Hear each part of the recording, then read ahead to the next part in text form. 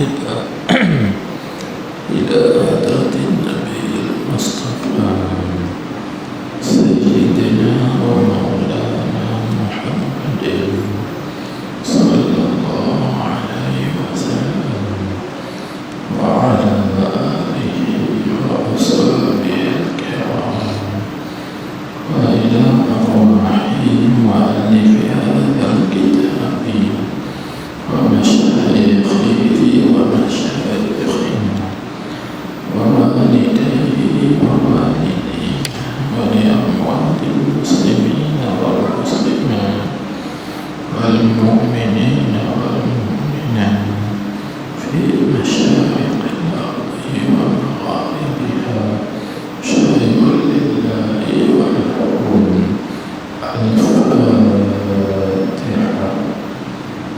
أعوذ بالله من الشيطان الرجيم. بسم الله الرحمن الرحيم.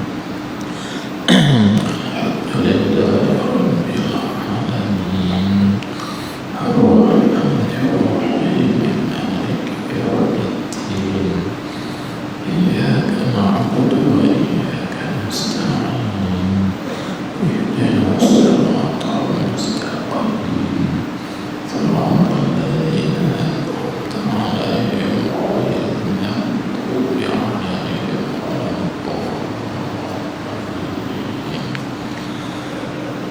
آمين. بسم الله الرحمن الرحيم. الحمد لله رب العالمين والصلاة والسلام على أشرف الأنبياء والمرسلين سيدنا ومولانا محمد المبعوث رحمة للعالمين وعلى آله وأصحابه أجمعين. اللهم صل على سيدنا محمد الفاتح لما أغلق والخاتم لما سبق ناصر الحق بالحق والهادي إلى صراطك المستقيم وعلى آله حق قدره ومقداره العظيم. صلاة تفتح لنا بها أبواب الرضا والتيسير وتغلق بها عنا أبواب الشر والتعسير وتكون لنا بها وليا ونصيرا. أنت ولينا ومولانا فنعم المولى ونعم النصير. اللهم افتح لنا أبواب فضلك وانشر علينا خزائن رحمتك برحمتك يا أرحم الراحمين وبجاه سيد الأولين والآخرين. أما بعد، فقال المصنف رحمه الله تعالى ونفعنا بعلومه وبركاته في الدارين آمين يا رب العالمين. Kata musannif dan kata Syekh rahmatullahi alaihi, lakin min at-tatwil kallati liman fasara fi al-ikhtisar multazam. Baik, yakni tetapi ia cenderung daripada panjang kitab Usuluddin yang dikarang oleh ulama yang dulu, maka lelah tu dia baca lillah, baca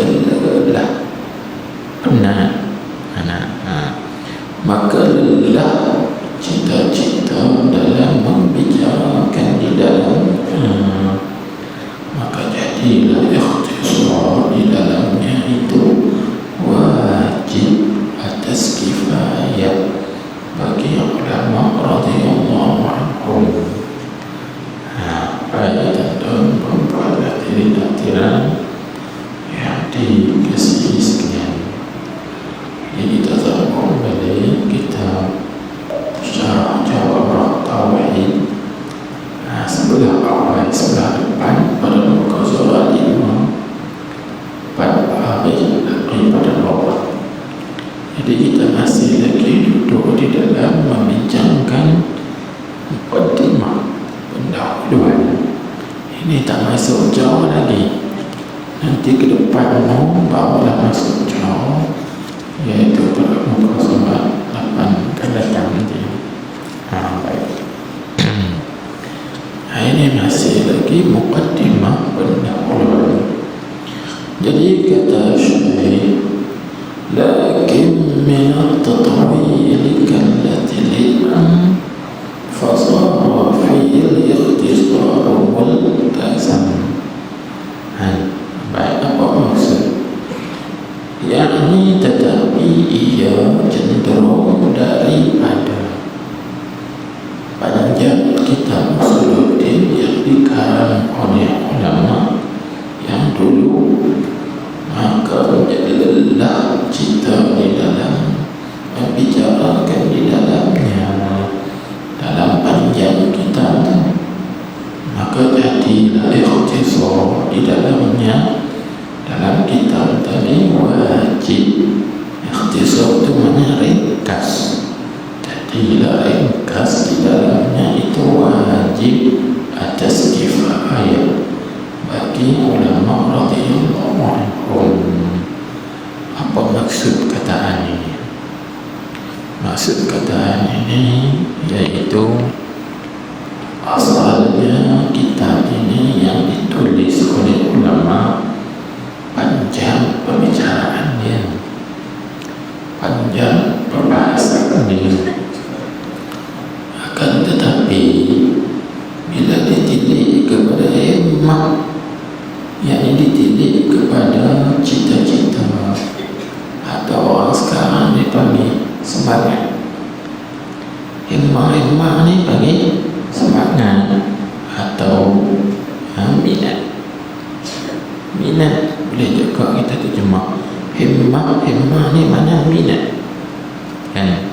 Jadi ditilik kepada keadaan sekarang ni, orang ni kurang berminat nak mengaji kitab-kitab yang sahih, nak mengaji kitab-kitab yang panjang-panjang. Orang jadi lemah, jadi lelah, kan? Tak macam orang dulu-dulu. Orang dulu-dulu mengaji kitab dari kulit ke kulit, pada satu khatam satu, ngaji pula kitab tu kitab ni, sampai 20 tahun, 11 tahun ngaji satu-satu.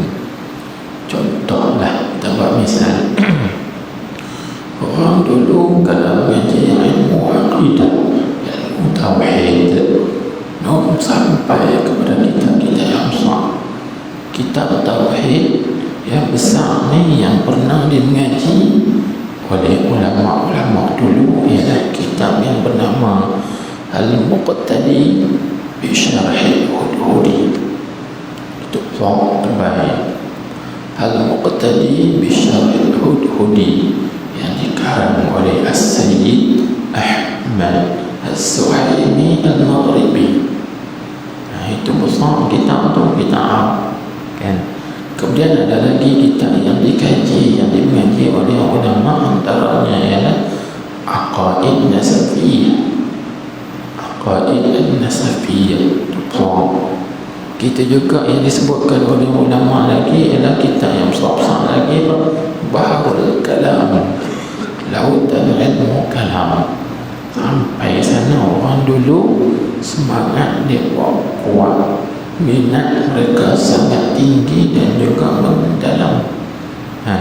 Tapi mai orang di belakang ni minat nak ngaji kita, tengok ada apa orang, tengok ada apa orang, tak ada apa 50 orang, tak ramai, tak banyak.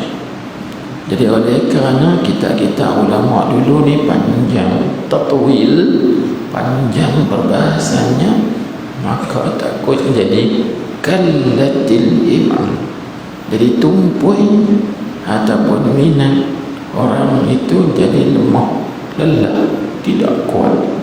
Maka oleh kerana itu, maka diikhtisarkan, diringkaskan daripada yang panjang bagi jadi ringkas. Itu maksud fasara fil ikhtisar wal tazam.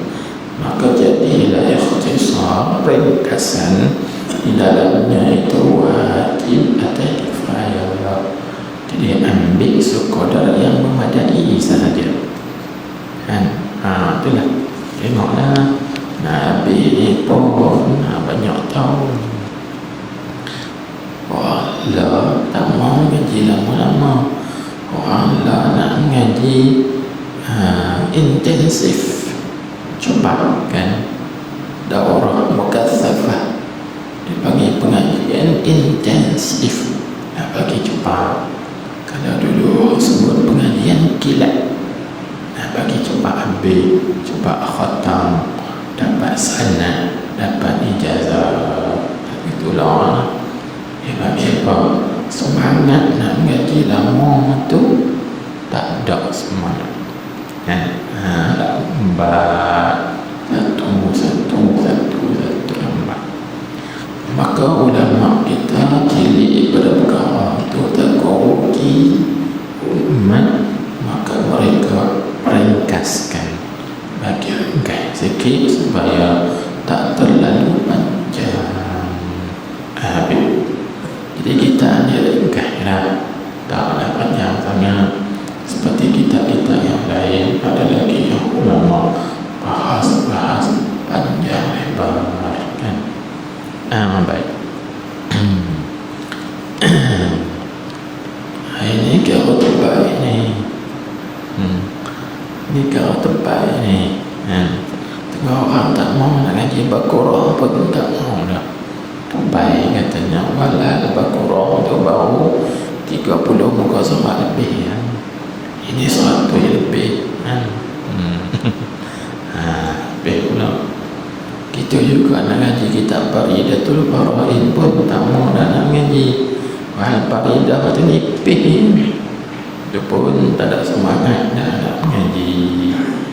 Jadi tentang Faridatul Faraid itu sebenarnya ringkasan lagi atas matan Jawhar Tauhid. Itu Faridatul Faraid itu ringkasan lagi atas matan Jawhar Tauhid yang kita ngaji ni kira terbaik. Sedangkan Faridatul Faraid dia bagi ringkas lagi daripada kita ni. Baik. Maka kita tengok, tak apalah, asalkan mau ngaji, jangan tak ngaji. Baik. Katanya Syahdan, bermula wajib dituntut oleh sekalian orang yang mukallaf itu dari tiga perkara. Ini wajib yang dituntut oleh setiap mukallaf itu ialah dari 3 perkara. Jadi ada kata setengah ulama 5 perkara. 5 perkara wajib atas kita kena pelajari.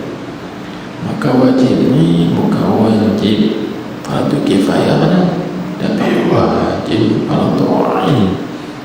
Makna wajib atas setiap biji kepala.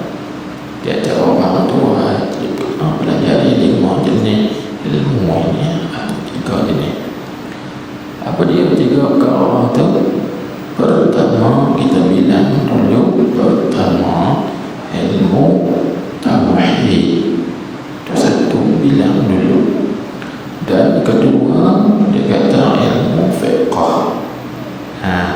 Dan yang ketiga ilmu tasawuf. Ada 3 perkara. Ada hak 5 tu tambah lagi, iaitu ilmu tafsir Al-Quran dan juga ilmu hadis Nabawi Al-Mustafawi sallallahu alaihi wasallam. Jadi wajib itu kena belajar 3. Itu 5. Padahal ulama bilang 3 sama lah juga. Sebab apa kata sama? Sebab 3 ilmu ni sumbernya dari 2, iaitu Al-Quran dan hadis. Itu. Jadi tauhid sumbernya daripada Quran dan hadis. Kita juga fiqh sumbernya daripada Al-Quran dan hadis. Demikianlah juga tasawuf sumbernya dari Al-Quran dan hadis. Sama kan? Oh, kalau itu kena ngaji Quran, iya. Kena ngaji hadis, iya. Itu. Lepas tu di masjid ni cukup dah 5 tu. Cukup, alhamdulillah. Ada pengajian Al-Quran, ada pengajian hadis, ada pengajian tauhid, pengajian fiqh, dan juga pengajian tasawuf. Lepaslah tuntutan ke atas kita bila pihak masjid menyediakan guru-guru untuk mengajar orang-orang ilmu ni. Tak apa dah kan? Tak apa dah. Situ baik. Maka kita tengok balik yang pertama daripada 3 perkara yang diwajib dituntut atas sekalian orang mukallaf itu iaitu ilmu tauhid. 1. Baik, pada dia urai iaitu ilmu tauhid itu yang dinamai ilmu usuluddin dan ilmu sifat dan ilmu kalam. Jadi artinya apa? Artinya ada bagi ilmu tauhid itu beberapa nama yang lain. Faham tak? Artinya ilmu tauhid ini ada banyak namanya. Ilmu tauhid pun orang panggil, ilmu usuluddin pun juga orang panggil, ilmu fiqh pun orang panggil juga, ilmu sifat pun orang panggil juga, ilmu kalam pun orang panggil, dan ada lagi beberapa nama-nama yang lain. Contoh seperti ilmu aqaid, ilmu fiqh al-akbar kan? Baik. Maka banyaknya nama-nama itu bukti menunjuk di atas mulianya ilmu itu. Jadi kaedahnya macam tu. Apabila banyaknya nama bagi sesuatu tu, maka itu alamat tanda yang menunjuk di atas mulianya ilmu itu. Ini kerana kaedah yang masyhur, iaitu kaedah yang berbunyi kathratul asma'i tadullu ala syarafil musamma wa fadlihi. Itu kaedah yang masyhur. Kathratul asma' tadullu ala syarafil musamma wa fadlihi. Maksudnya banyaknya nama-nama itu bukti yang menunjuk di atas mulianya Tuhan punya nama, dan bukti yang menunjuk di atas ada kelebihan dan keutamaannya. Jadi ilmu tauhid ni ada kelebihan dia, ilmu tauhid ni juga ada keistimewaan atau keutamaan dia. Di situ kan. Baik, maka sebab itu dia ada banyak nama. Cuma saya nak terangkan secara ringkas apa sebab ulama menamakan ilmu tauhid dengan ilmu tauhid. Jawabnya kerana ilmu itu membincangkan mengenai cara kita nak mentauhidkan Allah, cara kita nak mengiktikadkan keesaan Allah dan juga ketunggalan Allah Subhanahu wa taala. Maka ilmu itu dinamakan tauhid. Sebab tauhid itu daripada perkataan wahada yuwahidu tauhidan, ada wazan fa'ala yufa'ilu taf'ilan tauhidan. Jadi tauhid maksudnya apa? Mengiktikadkan akan keesaan Tuhan. Jadi ilmu ini mengajarkan kita bagaimana kita nak mengiktikadkan akan keesaan Allah dan juga ketunggalan Allah Subhanahu wa taala. Baik. Kalau gitu dalam ilmu tu membincangkan mengenai apa? Iaitu cuba tengok dalam sifat 20, sifat mana yang mengajak kepada tauhid? Iaitulah sifat wahdaniyah. Wahdaniyah itu maksudnya esa Allah, tunggalnya Allah. Maka dinamakan ilmu tauhid kerana di dalam ilmu itu membincangkan tentang keesaan Allah dan juga ketunggalan Allah, iaitu wahdaniyah. Maka ini kita panggil apa? Ini panggil tasmiyatu syai' bismil juz'i namanya. Orang mengajilan kaedah dipanggil apa? Tasmiyatu syai' bismil juz'i. Maksudnya menamakan sesuatu dengan nama juzuk dia. Jadi wahdaniyah itu satu juzuk yang dibahaskan dalam ilmu ini. Maka ilmu ini dinamakan tauhid. Artinya ilmu ini bukan membincangkan wahdaniyah saja, tapi membincangkan tentang wujud, qidam, khalaqah. Habis itu awak tak nama ilmu wujud, awak tak nama ilmu qidam, awak tak nama ilmu baqa, tapi nama ilmu tauhid. Ini namanya tasmiyatu syai' bismil juz'i. Bagi menamakan sesuatu dengan nama juzuk, yakni dalam ilmu itu membincangkan juga sifat wahdaniyah, bukan dekat bincang wujud, qidam, baqa, khalafah saja, tapi dibincangkan juga wahdaniyah, keesaan Allah Subhanahu wa taala. Faham tak? Ini satu sebab apa dinamakan ilmu tauhid. Baik, tengok lagi. Dan nak dinamakan juga ilmu ini dengan ilmu usuluddin. Pasal apa dinamakan ilmu usuluddin? Tengok usul, kita terjemah maknanya apa? Tunjang atau asas. Itu mana usul?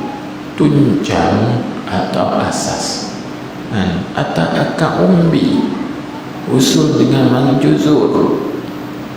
Juzur itu maksudnya akak umbi bagi agama.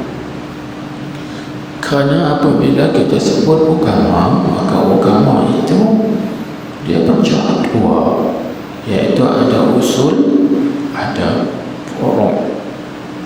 Kan ada usul, ada furu'. Maka usuluddin itu orang panggil umbi, yang asas basic bagi agama. Itu tak dapat tidak mesti kita kena pelajari. Iaitu bila disebut usuluddin, maka usuluddin ini membincangkan mengenai apa? 3 perkara saja, tak lebih daripada 3 perkara. Apa dia? Iaitu membincangkan yang pertama mengenai ketuhanan. Ketuhanan dipanggil. Apa maksud ketuhanan? Yakni membincangkan mengenai sifat-sifat yang wajib bagi Tuhan, yang mustahil atas Tuhan, dan juga yang harus pada zat Tuhan. Bincang itu. Maka ini namanya ketuhanan. Dan yang kedua daripada 3 perkara ilmu tauhid ini, usuluddin ini membincangkan mengenai kenabian. Kenabian, yakni sifat-sifat yang wajib bagi para rasul alaihi wassalatu wassalam, dan sifat-sifat yang mustahil atas zat mereka itu, dan sifat yang harus pada zat mereka itu alaihi wassalatu wassalam. Itu bahagian kenabian. Dan yang ketiga iaitu membincangkan mengenai perkara yang dia khabarkan, yang diceritakan daripada perkara-perkara yang diceritakan oleh Allah dan juga Rasulnya, itu kita panggil sam'iyat, perkara yang didengar daripada Allah dan didengar daripada Rasulullah sallallahu alaihi wasallam mengenai benda-benda yang ghaib. Alladzina yu'minuna bil ghaib. Ke situ. Jadi usuluddin ni membincang tiga ni ya.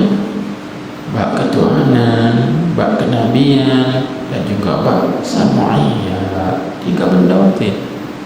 Yang lain itu tak bincang. Politik tak bincang dalam usuluddin. Politik dia tak bincang dalam usuluddin kerana dia bukan masalah usuliyah, tapi dia masalah furu'iyah. Tu orang kita silap faham tu. Kata politik masuk dalam akidah, tak masuk dalam aqaid. Dan dia masalah furu'iyah. Ya, masail al-furu'iyah la al-usuliyah, yang bukan masalah usul. Nanti kita kena faham. Baik, jadi itu usuluddin. Jadi usuluddin itu makna asal-asal atau akaumbi, asas-asas tunjang bagi agama. Itu dibincangkan dalam itu. Baik, itu nama usuluddin secara lengkap. Kemudian ilmu ini juga dinamakan dengan apa? Dia kata dan ilmu sifat. Artinya ilmu tauhid juga dinamakan dengan ilmu sifat. Pasal apa nama ilmu sifat? Kerana dia membincangkan mengenai sifat-sifat yang wajib bagi Allah, sifat-sifat yang mustahil dari Allah, dan juga sifat yang harus pada Allah. Demikianlah juga pada hak segala Rasul alaihi wasallam. Bincang bab tu namanya ilmu sifat. Itu mudah. Baik. Lepas itu dan dinamakan juga ilmu tauhid ini dengan ilmu kalam.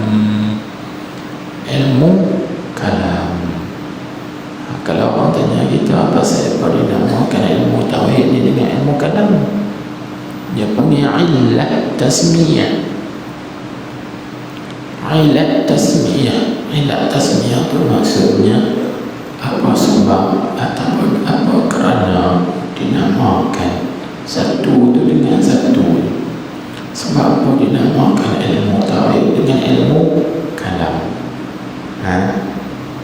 Jawabnya kerana perbahasan sifat kalamlah menjadi fitnah yang besar, sehingga banyak ramai ulama-ulama mati dibunuh kerana perbahasan kalam. Dan lagi pula satu ilat yang kedua, kerana dinamakan ilmu dengan ilmu kalam kerana perbahasan sifat kalamlah panjang. Kalau kita nak tengok bahas wujud dengan sifat kalam, bahas kalam panjang lagi kan? Kalam bahasnya panjang lagi. Baik, kalau kita tengok di zaman dulu kan banyak ulama-ulama yang kena fitnah kerana dengan sifat kalam. Contoh seperti Imam Ahmad bin Hanbal, beliau di penjara kemudian disebab dipukul dengan rotan kan, kerana sifat kalam, bahasan kalam. Iaitu pemerintah di zaman itu menyuruh Imam Ahmad mengatakan Al-Quran itu baru. Maka Imam Ahmad tak mau kata Al-Quran itu baru. Kerana apa? Kerana kalau dia kata Quran itu baru, maka beliau bimbang dan juga dia takut pengikut-pengikutnya mengikut dia, kata Al-Quran itu baru. Jadi apabila seorang imam itu gelincir, maka dengan sebab dia tergelincir oleh semua pengikut-pengikut. Ini yang disebut oleh ulama zallatul alim, zallatul alam. Gelincirnya seorang alim, maka akan gelincir seluruh alam. Itu bahaya. Ada juga ulama menyebut suqutul alim, suqutul alam. Apabila gugurnya, tergelincirnya satu orang alim, maka dengan sebabnya seluruh alam akan tergelincir. Ini bahaya. Maka Imam Ahmad dia nak jaga, tak mau bagi orang lain tergelincir, maka dia tak mau kata Al-Quran itu makhluk. Baik. Imam Bukhari juga kena fitnah macam ni, tapi Imam Bukhari dia lari masuk gua, kan? Itu bila dia masuk gua, maka dia minta doa kepada Allah Subhanahu wa taala agar Allah Taala matikan dia, tak apa kena fitnah. 4 hari selepas daripada dia berdoa, maka dia wafat. Mati Imam Bukhari kerana tidak mahu kena fitnah ini. Imam kita Syafi'i juga kena. Tapi Imam Syafi'i ini Allah Ta'ala beri kepadanya kebijaksanaan, maka dia sebut depan pemerintah, dia kata apa? Ammal Furqan At-Taurat Wal-Zabur Wal-Injil Fahazihil arba'ah makhluqah hadithah. Dia kata ada pun Al-Quran, Taurat, Zabur, Injil, maka keempat-empat ini makhluk dan baharu. Jadi empat ini diisyarat kepada jari dia. Ni 4 ni. 1, 2, 3, 4 ini makhluk. Bukan Al-Quran tu makhluk. Faham tak? Sebab orang mengaji kaedah fahazihi, maka hazihi itu isim isyarah lil qarib. Maka musyar ilaihnya ni 4 ni, jari jemari dia ini, bukan Quran, sebab yang ni jauh. Itu tak dia guna hazihi, dia kena guna zalika atau tilka. Karena zalika atau tilka itu isim isyarah lil ba'id, bagi jauh. Maka disebut fahazihil arba'ah makhluqah hadithah. Maka 4 ini yang ini, faham tak? Bukan Quran tu. Maka Imam Syafi'i lepas daripada fitnah. Ini semua punca berlakunya perbahasan sifat kalam. Itu yang pertama kata ulama. Dan yang kedua, sebab apa dinamakan ilmu tauhid ini dengan ilmu kalam? Kerana perbahasan kalam ini panjang, sehingga ulama membahagikan kalam itu kepada 4 bahagian. Mana? Ada kalam nafsani, kalam ismi 1, ada kalam nafsani 2, ada kalam masdari 3, dan ada kalam ma hasala bil masdar, atau juga dinamakan kalam lafzi. Kalam lafzi di perbahasannya panjang, maka sebab itu dinamakan ilmu tauhid ini dengan ilmu kalam. Ringkas kan. Lagi itulah, tapi ada lagi nama-nama yang lain seperti nama ilmu fiqh akbar. Itu yang diberi nama oleh Al-Imam Abu Hanifah, Al-Fiqhul Akbar, fiqh besar. Ada juga disebut dengan nama ilmu tauhid dengan ilmu al-aqidah atau ilmu al-aqaid, ilmu simpulan atau tambatan iman. Jadi semuanya nama-nama tu ada ilat tasmiyahnya, artinya ada alasan dia kerana apa dinamakan dengan nama-nama tersebut. Ini dibahas, dibincangkan oleh ulama. Baik. Jadi itu yang pertama yang wajib betul-betul atas dia mukallaf kena tuntut, kena pelajarinya ialah mempelajari ilmu tauhid. Baik. Pasal apa wajib tuntut ilmu tauhid dulu? Tu maklum kerana awaluddin ma'rifatullah. Kenapa bulan agama itu ialah mengenal Allah Subhanahu wa ta'ala. Dan begitu juga kerana ittifaq ulama atas awalul wajibat. Segala perkara yang wajib, yang paling mula sekali wajib atas setiap mukallaf ialah ma'rifatul ilah, mengenal Tuhan. Jadi ilmu apa bawa kepada kenal Tuhan? Takkan ilmu fiqh. Tak, ilmu tauhid. Habis. Baik.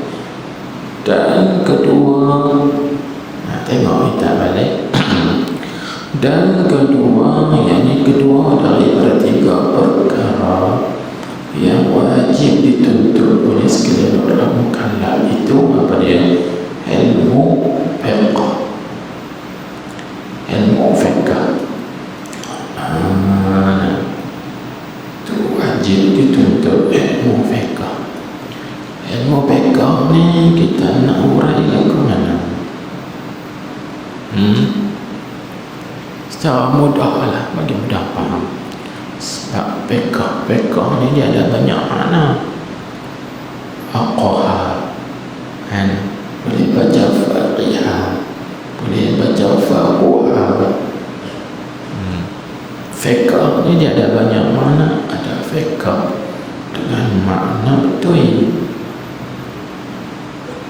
ada fiqh dengan makna al-fahmu, faham kan, liyatafaqahu fid-din, supaya mereka itu faham pada agama. Itu tafaqquh. Yang kita juga dalam hadis, man yuridillahu bi khairan yufaqihu fid-din. Yufaqihu dengan makna memberi paham. Siapa tahu yang Allah Ta'ala kehendaki kebaikan yang banyak di dunia dan juga di akhirat, maka Allah Ta'ala memberikan dia kepahaman pada agama. Yufaqihu fid-din. Jadi ilmu fiqh ni panggil ilmu faham kan? Lebih kurang itu. Sebab kalau ngaji tak faham macam mana nak faham ni? Tak kira. Jadi ilmu fiqh ni maksudnya ilmu kepahaman tentang hukum halal, haram, sah, batal. Itu mudah. Jadi kalau orang tanya ngaji ilmu fiqh ni ilmu apa? Iaitu ilmu kita nak memahami mengenai satu perkara tu halal ke, haram ke, sah ke, atau batal ke. Itu makna fiqh. Jadi wajib atas kita kena pelajari ilmu, nak tahu benda ni halal, benda ni haram, benda ni boleh, benda ni tak boleh, benda ni kalau buat lagu ni sah, kalau buat macam ni tak sah.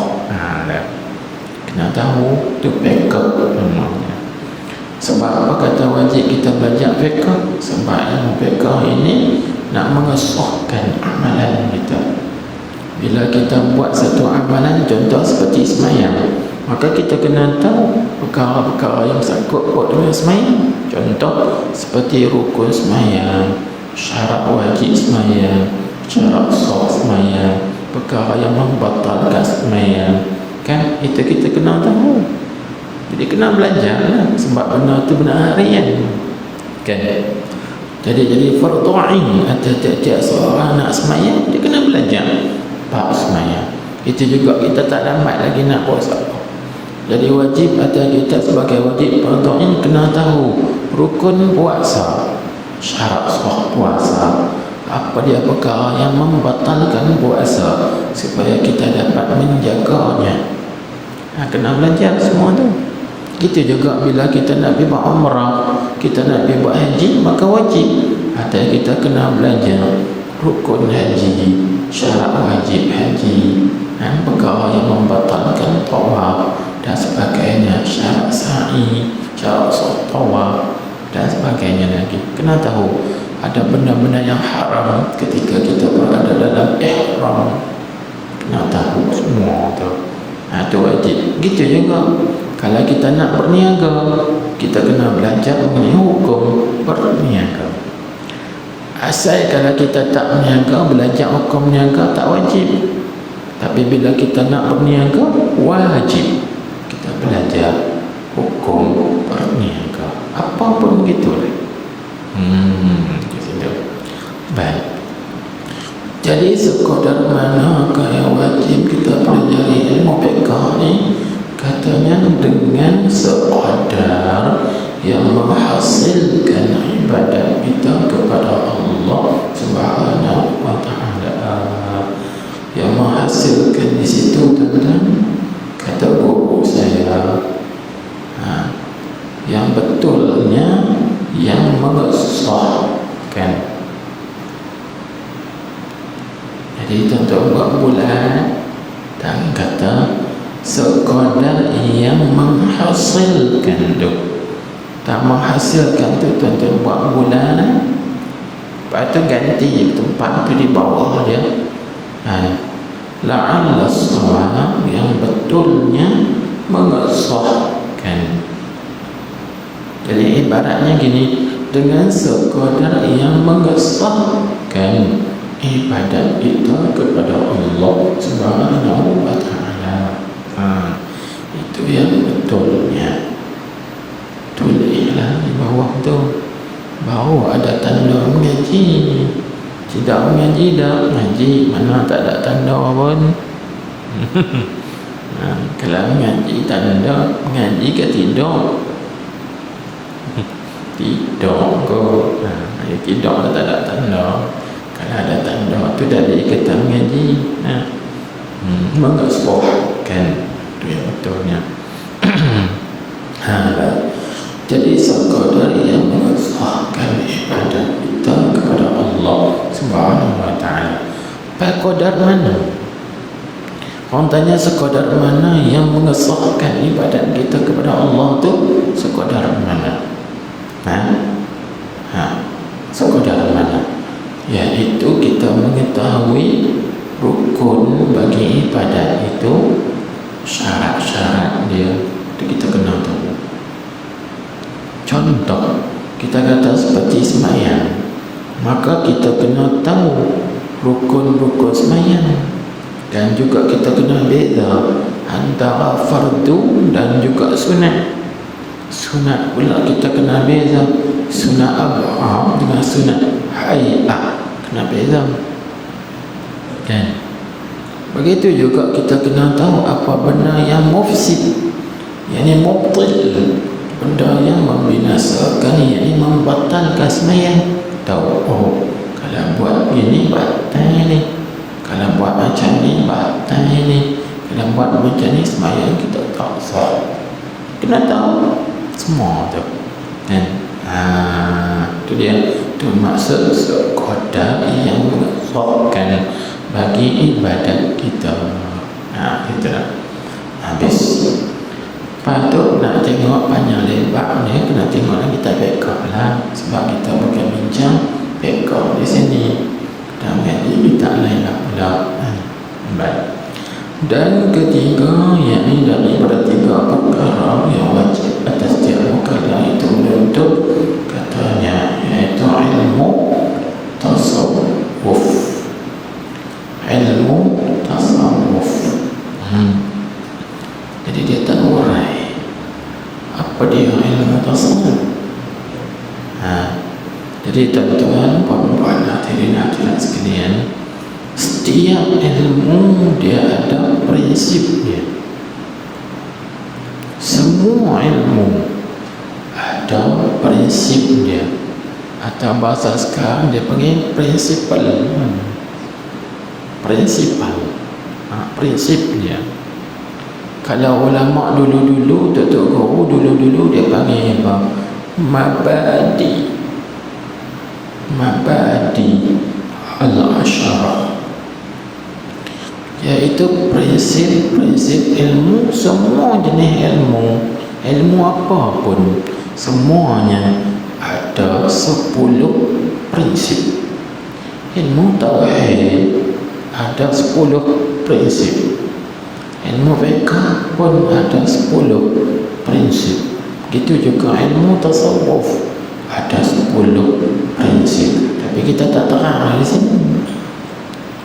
Tak terang di sini. Jadi kalau nak tengok yang diterangkan oleh ulama, kalau nak tengok prinsip ilmu tauhid, itu yang ditulis oleh Tuan Husin Kedah dalam kitabnya Usulut Tauhid.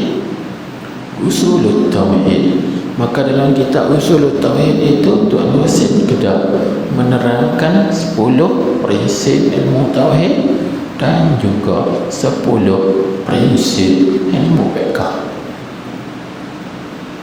Baik.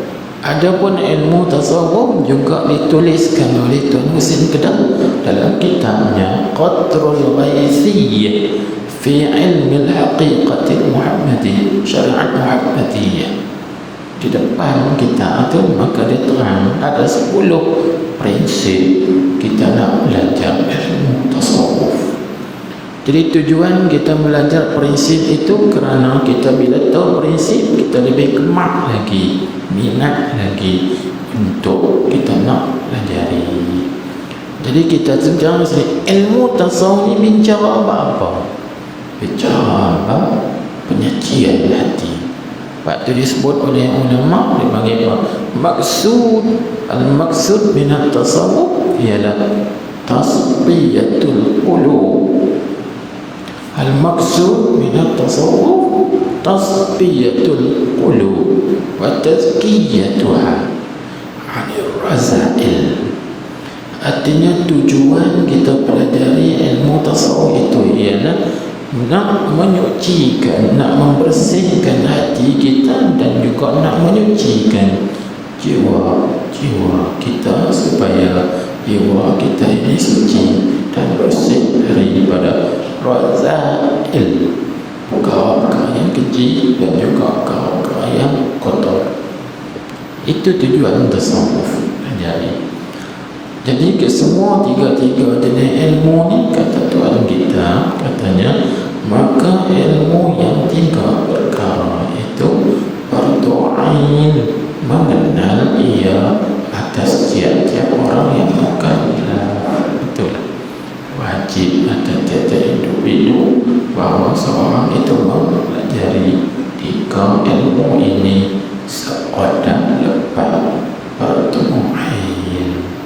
Jadi kalau orang tanya kita berdoain ngaji kita tasawuf ni tak kat mana? Adalah kita pelajari, kita penawar bagi hati. Belajar kita penawar bagi hati itu lepaslah berdoain dalam tasawuf. Itu kodam berdoain dalam tasawuf. Lepas itu kita kokohlah belajar lagi, tingkatkan lagi kebahagiaan kita dalam perjalanan ini. Itu ya. Habis. Tadi kita ada sebut kataan dalam matan tadi, lakin minat tatawir kallatil imam fasara fil ikhtisaru multazam. Jadi apakah maksud kata imam? Kita tengok sikit lagi. Dia sebut apa? Dia kata syahdan arti imam. Tunggu bagi sikit lah. Lagi nak baca apa pula? Arti imam itu perkataan jamak. Dia panggil jamak taksir daripada mufradnya himmah. himamun. Kita kena tahu dulu asal kataan. Jadi himamun tu perkataan jamak dari mufradnya himmah. Kita pun panggil juga hemah. Hemah atau hemat. Tapi kita sebut tu tak kena. Kalau Arabnya kena baca dengan tajwid himmah. Kita baca hemat. Pemandu yang berhemat, berhimmah. Jadi himmah tu apa dia? Kalau dalam mengikut terjemah bahasa komunikasi hari ini, himmah ni makna minat. Kata Tok Guru dulu kita dulu terjemah himmah ni makna cita-cita. Cita-cita, semangat. Tapi kalau ikut ta'rif ulama sufi, himmah ni dengan mana quwwatun bi'ath. Quwwatun bi'ath maksudnya apa? Kekuatan yang ada dalam diri kita, tapi kekuatan itu imbi'ath. Imbi'ath ni maksudnya merangsangkan, mendorongkan kita nak buat. Itu makna himmah. Maka kita boleh terjemah dengan makna minat yang mendalam. Ini ngaji bahasa sikit. Dia asal pada quwwah imbi'ath fil qalbi, iaitu kekuatan yang merangsangkan atau yang mendorongkan. Yang mendorongkan kita nak buat. Itulah kita panggil minat yang mendalam, semangat yang kuat, cita-cita yang tinggi. Itu boleh kita. Itu mana himmah. Dia orang kita hari ni cita-cita yang tinggi, semangat yang kuat tak ada, lemah. Nak mengaji kitab-kitab ya Allah lemah. Orang lah suka mengaji dengan apa? Santai. Tak ada. Nak ngaji kitab apa tu? Kitab Melayu, kitab Jawi, Allah lemah semangat. Kalau kitab Rumi itu semangat juga. Rumi memang lemah.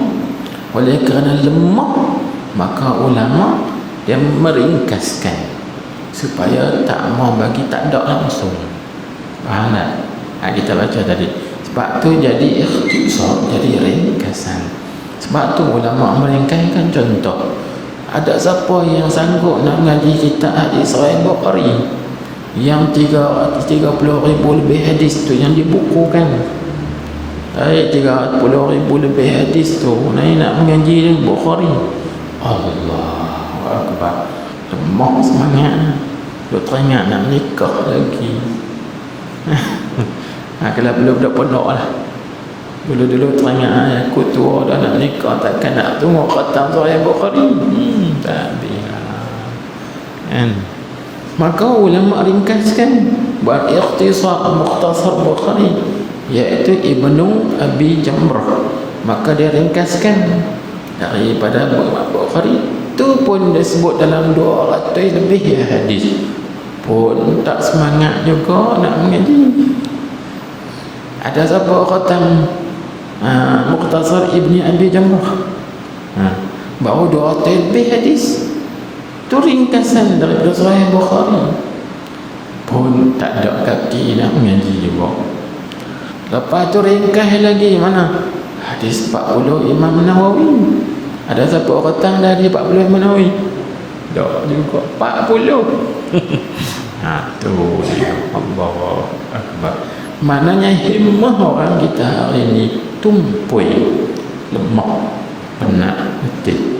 Jadi nak ringkas apa lagi? Ada yang dapat petang 2-3 kali, alhamdulillah kan. Di situ tu mana himmah. Jadi bila tilik kepada himmah, apa mana himmah? Dia panggil rencana. Rencana itu mana ibarat daripada cenderung hati kepada sesuatu. Itu kita panggil minat, dorongan, rangsangan. Dan yaitu himmah itu ada kalanya cenderung kepada kemuliaan akhirat, maka yaitu dinamakan nafsu mutmainnah. Dan ada kalanya minat tadi cenderung kepada perbuatan yang masa dunia, maka dinamai nafsu ammarah dan hawa nafsu. Ini detail. Asalnya himmah, kalau himmah itu cetusan tadi ni ke arah kemuliaan akhirat, itu nama mutmainnah. Tapi kalau dia cenderung kepada dunia yang dani'ah, yang hina, maka itu namanya nafsu ammar atau hawa nafsu. Ini dibahaslah kan.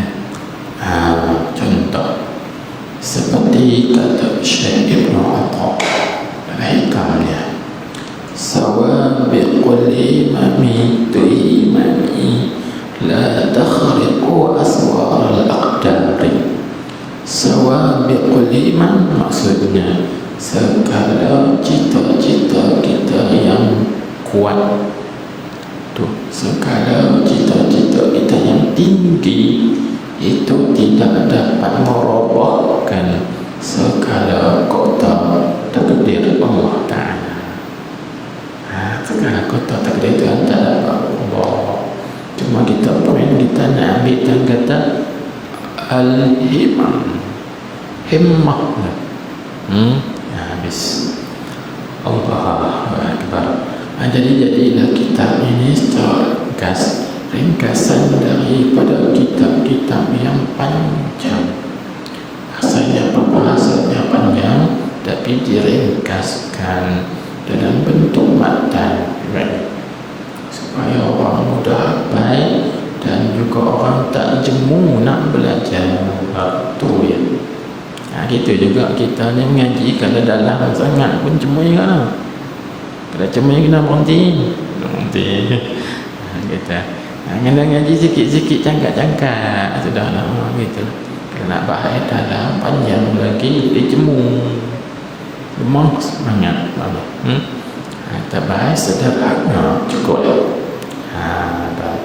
Kemudian katanya, dan kata Syekh rahmatullahi alaihi, jadi Allah subhanahu wa ta'ala a'lam. Subhanakallahumma wa bihamdik, asyhadu an la ilaha illa anta, astaghfiruka wa atubu ilaik. Amiltu sunnah wa lam nafsi lima innahu la yaqulu illa anta. Allahumma salli ala sayyidina Muhammadin an-nabiyil ummi al-habib al-mahbub al-qadri al-azim al-jai wa ala alihi wa sahbihi wa sallim taslima. Bismillahirrahmanirrahim. Alhamdulillahi rabbil alamin wa sallallahu wa sallam alaihi. Allahumma aftah alaina hikmataka wa ashkur alaina rahmataka ya arhamar rahimin. Allahumma inna nasta'udi'uka ma 'allamtana wa tubu ilayna 'inda hajatina ilayk wa la tansana bi rahmatika ya arhamar rahimin. Allahumma hdina sayyidina Allahumma ja'al jam'ana شكرا وتفرقنا من بعده تفرقا معصوما مغفورا. ربنا آتنا في الدنيا حسنة وفي الآخرة حسنة وقنا عذاب النار. وصلى الله وسلم عليه والحمد لله.